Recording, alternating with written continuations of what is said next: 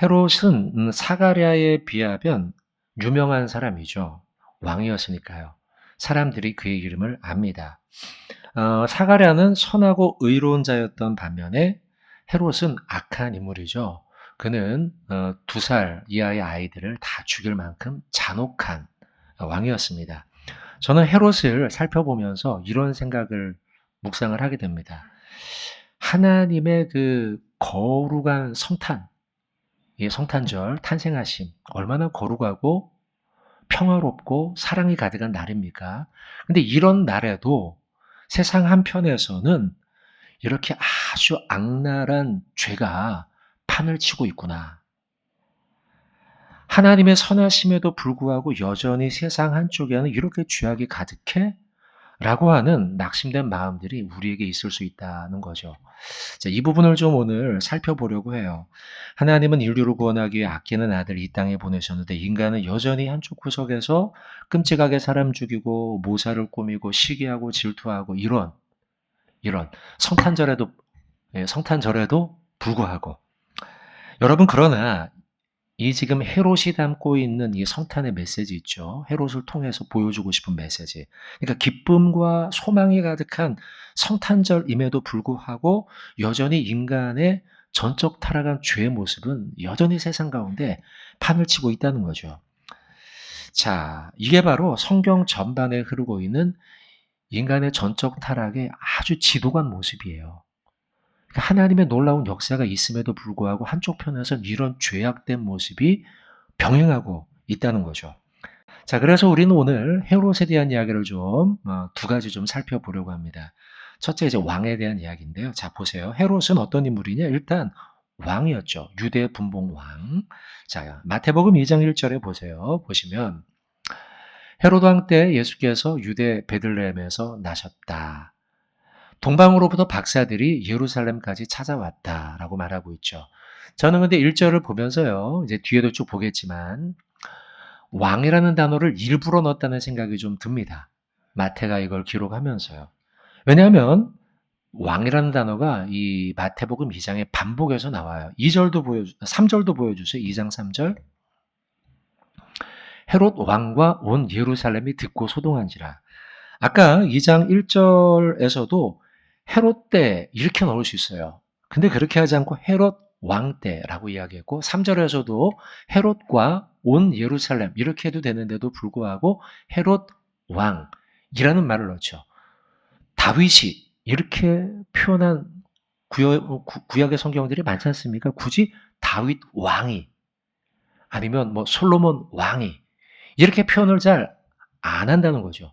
그런데 헤롯 왕이라는 단어를 일부러 넣었어요. 일부러 마태복음의 저자인 마태는요.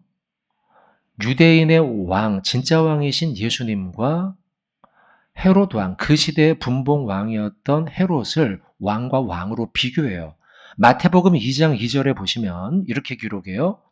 유대인의 왕으로 나시니, 이건 누구죠?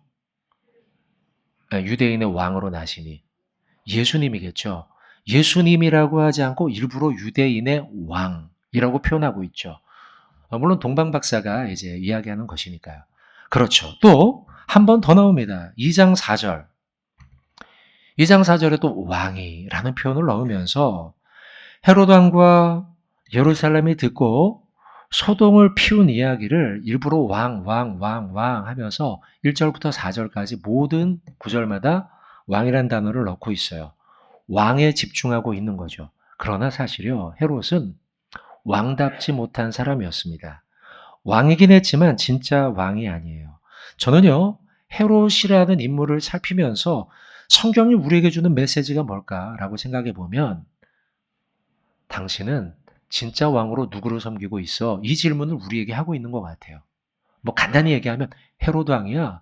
아니면 유대인의 진짜 왕인 예수님이야? 이걸 나에게 묻는 거죠. 그러니까 마태복음 2장 1, 2, 3, 4절이 이걸 우리에게 묻고 있다는 거예요. 헤롯은 왕답지 못하다고 했는데 몇 가지를 보겠습니다. 첫째, 그는 혈통적으로, 태생적으로 실제로 왕이 될 사람은 못 됐어요. 왜냐하면 스스로 유대인의 왕이 되기를 원했지만 그는 유대인 출신이 아니었어요. 이두메인이죠, 이두메인. 이두메이는 에돔 사람입니다. 에돔이 누군지 아십니까? 에돔은 예, 아시네. 일부도 우리 정윤교 대단하시네요. 네. 성경 지식이 아주 많습니다. 에돔이 에서 혈통이잖아요. 그러니까 유대인에서 벗어난 사람들입니다. 근데 이 헤롯은 그의 아버지 안티파터예요. 안티파터 2세인데 아버지 때부터 시작해서요. 이 유대 지역의 분봉 왕이 되고 싶었어요. 사실 진짜 왕은 로마죠. 로마의 왕이죠. 근데 로마 시대는 각각의 통치를 독립적으로 하는 것에 대해서 권장했기 때문에 허용했기 때문에 그 지역마다 분봉 왕을 세웠단 말이죠. 그 분봉 왕이 유대의 분봉 왕이 헤롯이었는데 그러면 유대 사람이 돼야 되잖아요. 근데 유대 사람이 아니었단 말이죠. 로마의 정치적인 지원을 받고 유대 왕족의 전략적인 결혼을 통해서 그는 유대인처럼 보여 유대인의 왕이 된 거예요. 또 그의 발자취, 살아온 발자취는 왕답지 못합니다. 채통이 없어요. 비열한 사람이었어요. 일단 그는요, 유대인이 아니었는데도 유대인처럼 보이고 싶었기 때문에 율법에서 이야기하는 돼지고기를 먹지 않았습니다. 돼지고기를 이제 안 먹죠, 유대인들이요. 그러다 보니 먹지 않았어요. 그래서 자기가 진짜 유대인이고 그 유대인의 왕이다. 라는 행세를 하고 싶었지만요. 그러나 그는요, 피에 굶주렸던 사람이에요. 피를 먹지 말라고, 가까이 하지 말라고 했죠. 했는데 그는 실제로 많은 사람들의 피를 흘렸던, 2살 이하의 아이들을 막 피로 죽였던 사람 아닙니까? 또 그는 이런 과정 속에서 수단 방법을 가리지 않았던 못난 왕이었다는 거죠. 자기의 왕권을 지키기 위해서 어린아이까지도 서슴없이 죽일 정도였으니까요. 성탄 속의 헤롯의 캐릭터가 우리에게 주는 메시지와 질문은 뭐냐? 여러분, 여러분의 왕은 누굽니까? 이걸 지금 우리에게 질문하고 있는 거예요. 헤롯이요. 여러분의 인생의 결정자와 여러분은 누구를 왕으로, 어떤 것을 왕으로, 여러분은 무엇 앞에 순종하며 그 말에 따르고 있는가? 이 말을 우리에게 질문하고 있는 거죠. 성경은요, 왕권 문제에 대해서 굉장히 집중하며 반복해서 우리에게 말씀합니다. 누가 내 삶의 왕자에 앉아 있는가라는 문제죠. 성경 전체를 통해서 중요한 신학적 원리 가운데 하나가 하나님 나라이며 하나님 나라의 제일 중요한 핵심 신학 원리는 왕권이에요.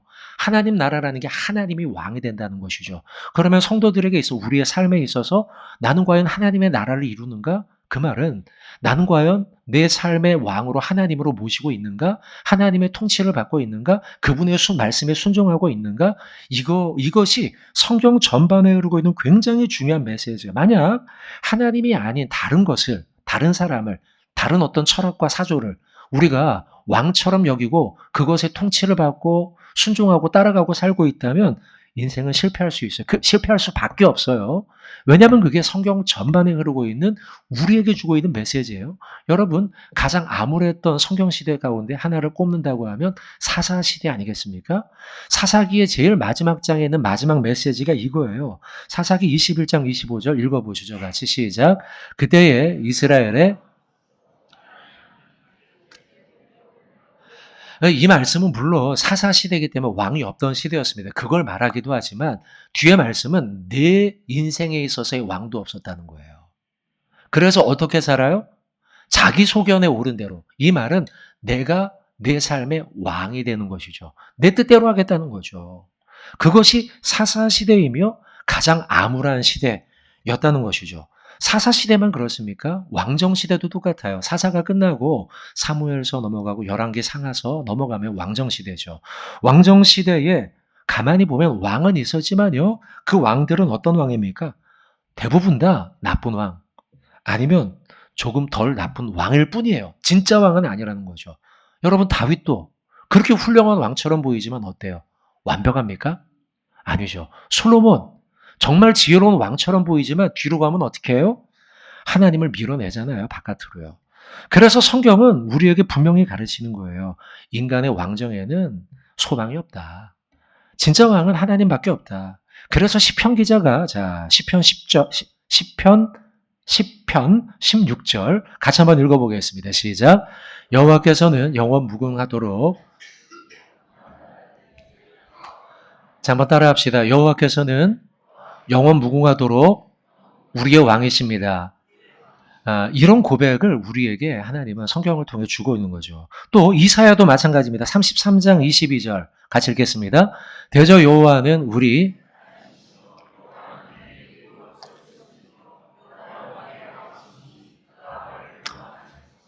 보통 나라를 치리하는 데 있어서 중요하게 다루는 게 사법, 입법, 행정 아닙니까? 가만히 보면 이게 다 다루고 있어요. 하나님이 어떤 분이냐? 재판장, 사법, 율법을 세우는 입법, 그리고 행정, 왕이 있어요. 그러니까 하나님이 이 나라와 역사와 가정과 개인의 삶의 왕, 이것을 고백하고 있는 거죠. 저는요,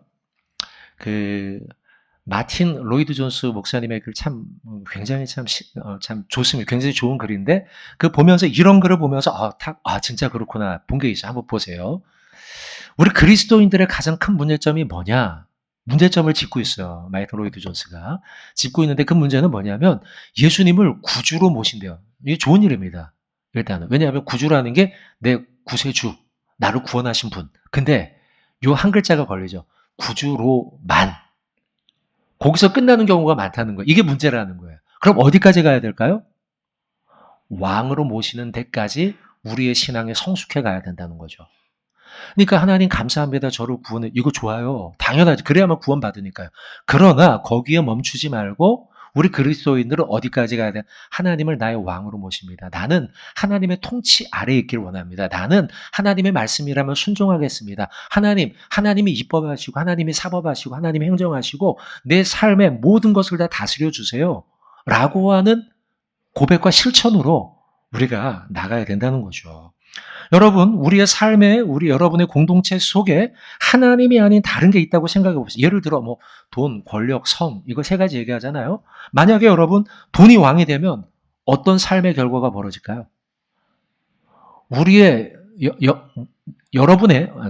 만약에 우리들이라고 합시다. 우리들의 삶에 돈이 왕이 된다. 돈이 모든 걸 다 결정하고 딱 하도록 한다라고 하면 우리의 삶에 탐욕이 지배할 거예요. 탐욕. 만약에 권력이 여러분의 삶의 왕과 같이 여러분을 통치한다면 권력을 얻기 위해서 야비한 술수가 판을 칠 겁니다. 폭력이죠. 내 자신이 왕이 된다면 어떨까요? 이도저도 못하는 갈팡질팡의 인생이 될 겁니다. 여러분, 우리가 오늘 성탄의 말씀을 보고 있는데 그런 의미에서 성탄은 어떤 의미냐? 단지 평화의 날, 행복의 날, 축하의 날이 아니라 그걸 뛰어넘어 성탄의 날은 왕의 방문이에요. 왕의 방문. 진짜 왕이 이 땅에 오신 거죠. 왕의 방문. 왕의 이야기라는 거죠. 마지막으로 한 번 더 묻겠습니다. 여러분의 인생에 있어 왕은 누구십니까? 예수 그리스도. 바라기는요, 왕으로 오신 예수님을 여러분의 삶의 통치자로, 그리고 그분의 말씀에 순종하기로 결심하는 우리 사랑하는 정윤교회 성도 여러분들 모두 되시기를 주님의 이름으로 축원드립니다. 자, 한번 따라해 봅시다. 내 인생의 왕은, 자, 옆분에게 얘기해 주세요. 예수님이십니다. 자, 오늘 헤롯의 이야기를 통해서 첫 번째 봤던 왕이 누구냐? 예수님이라는 거죠. 우리에게 소망이 없으니까 예수님. 자, 두 번째는요, 이런 주제입니다. 경쟁의 관계 속에서도 축복하는 성탄의 성도가 되라. 이런 주제입니다. 헤롯이라는 인물을 통해 짚어야 할 실천적 교훈이에요. 아까는 좀 신학적 주제였죠. 왕이냐. 그것도 물론 실천적 이야기지만요. 또 두 번째 이야기는 경쟁의 상황 속에 처했을 때에 성탄을 맞아 우리는 배려하고 축복하는 삶으로 살아가면 좋겠다. 이런 메시지예요.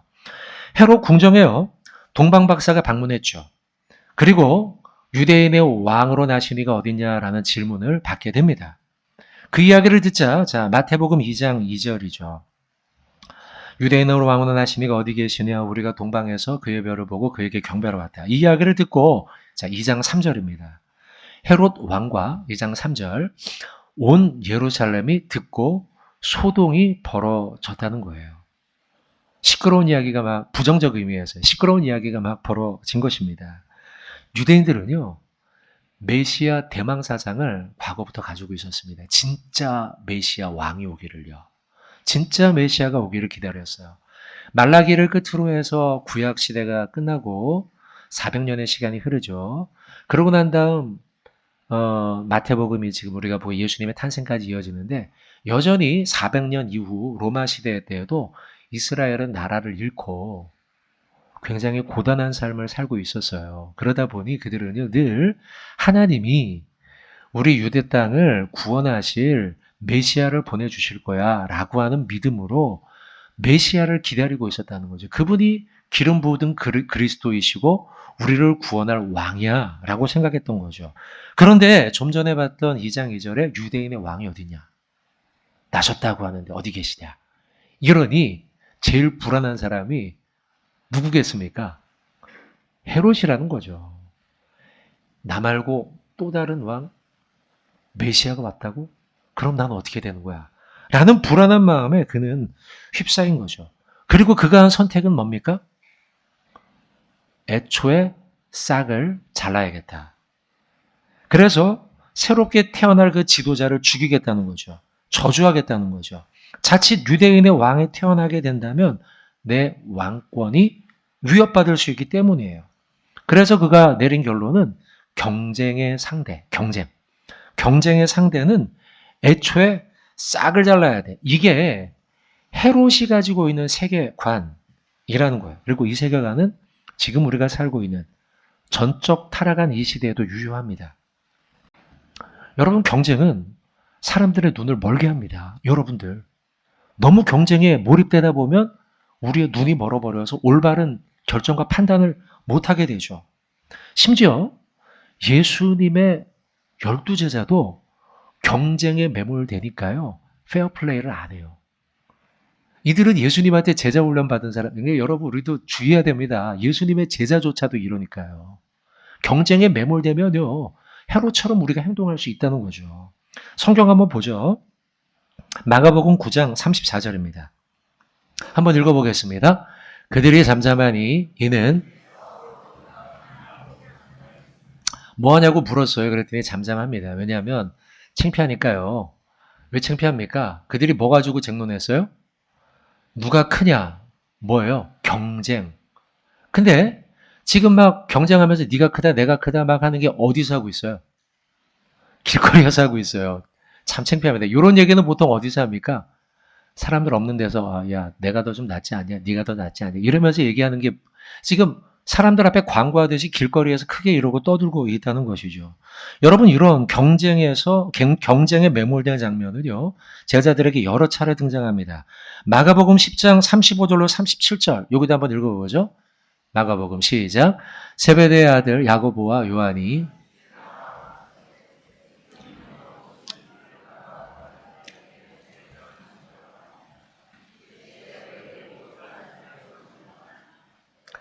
주의 영광 중에서 우리를 하나는 주의 우편에 하나는 좌편에 앉게 하여 주옵소서. 자, 여러분 이 말씀을 보면 야고보와 요한 제가 오늘 아침에 이거 딱 보다가 갑자기 좀 생각나는데 베드로는 왜 빠졌을까?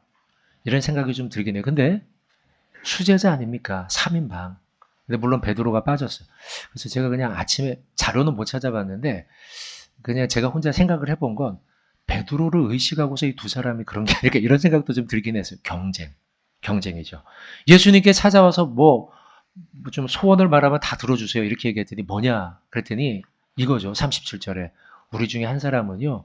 우의정으로 해주시고 우리 중에 한 사람은 좌의정으로 해주세요. 이런 거예요. 경쟁.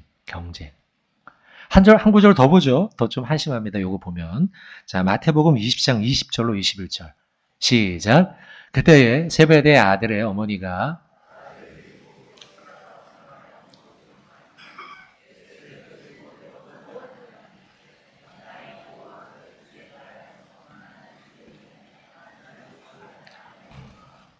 우의정 좌의정 또 하잖아요. 우의정 좌의정 또 하는데 이번에 누가 와서 얘기합니까? 어머니까지 와서 얘기해요. 여러분 되게 못났죠? 그래서 우리 한참 선배님들이시긴 하지만 야고보 요한 되게 못났죠. 왜 이렇게 못나게 됐을까요? 뭐 때문에요? 경쟁에 그들이 매몰된 거예요. 사로잡힌 거예요. 경쟁심에 사로잡히면 체면, 페어플레이, 신앙의 성숙 다 잊어버린다는 거죠. 사실 경쟁 자체가 나쁜 건 아닙니다. 경쟁을 통해 우리가 성장하니까요. 근데 여기에 페어 플레이가 사라지고 배려가 사라지는 순간 이렇게 되는 거예요. 헤롯 이야기가 마찬가지 아닙니까? 나 말고 누가 왕이 된다는 거야. 이런 거 아닙니까, 지금, 여러분? 나 말고 왕이 누가 되긴요. 자기가 진짜 왕도 아니면서요. 자기는 진짜가 아니잖아요, 사실요. 이두메인이고. 그리고 유대인인 것처럼 보이려고 돼지고기 안 먹고 했지만 그는 진짜 왕은 아니잖아요. 진짜 왕, 누가 비교해도 비교가 되지 않을 만큼의 엄청난 하나님의 아들 예수 그리스도가 왔는데 그놈을 죽이겠어. 나의 경쟁 상대. 이러면서 2살 아래 아기들을 다 죽였다는 거죠. 부정적 이야기만 해서 여러분 기분이 좀 언짢을 수 있어서 긍정적 사례를 한번 찾아봤습니다. 경쟁 속에 신앙의 성숙으로 아름답게 마무리한 인물이 있어요. 아브라함이에요. 한번 보죠. 창세기 13장 9절입니다. 같이 읽겠습니다. 시작. 내 앞에 온 땅이 있지 아니하냐.